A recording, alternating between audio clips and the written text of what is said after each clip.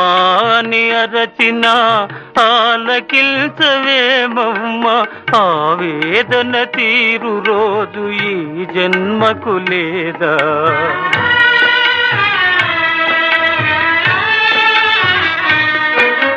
10 నెలలు నన్ను మోసి పాలిచ్చి పెంచి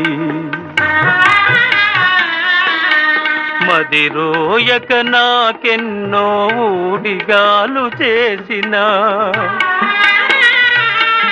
ఓ తల్లి నిన్ను నలుగురిలో నగుబాటు చేసితి